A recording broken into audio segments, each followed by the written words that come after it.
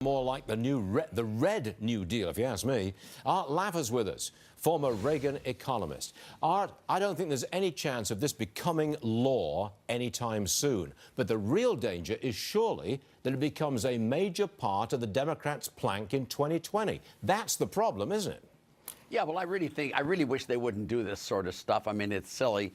It makes no sense. And what they're doing is they're spoiling their opportunity to really propose something constructive that could be done to increase output growth, prosperity for all. And this thing that you're talking about, this green thing, is, I mean, by the way, it was a Patrick Henry moment for you. It was really beautiful the way you did that. I mean, I'm blown back in my seat. But look, it's they're just bound such a to do waste. that. They just don't like capitalism. They don't like profit. They don't like individual liberty. That's why they do this. Yeah, but the thing is, really, problem is they destroy our ability to have choice in the political process.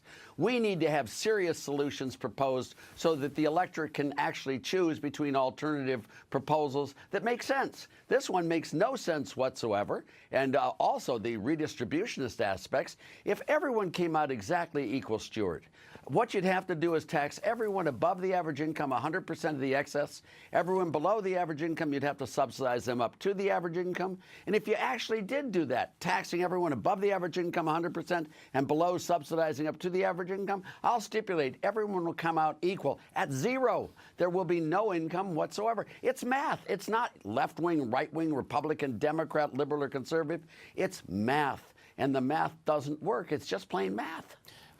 This is geared towards dealing with climate change. Alexandra Ocasio-Cortez, she says the world comes to an end in 12 years if we don't do something about it.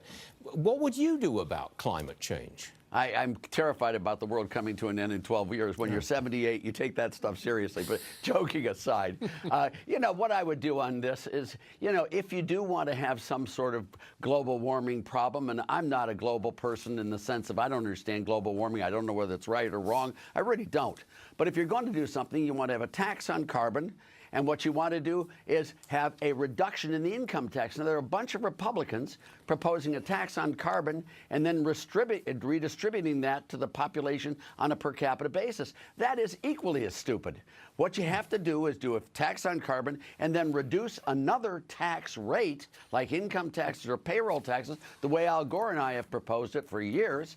And if you do that, at least you offset the damaging economic consequences of a green agenda. But both sides are just silly on this. If you did the Green New Deal, I'm trying to get it right, the Green New Deal, GND, I say it bankrupts the country. It would totally bankrupt the country as they've proposed it. It's ridiculous. And your line, by the way, of Hawaii was very, very funny. Well, Senator, it is funny. Well, you got to swim a long way. But Senator Hirono was asked about this. She's the senator, Democrat from Hawaii. She was asked, and she just smiled. She kind of laughed. She did smile. She giggled a little bit. It was very funny. But, you know.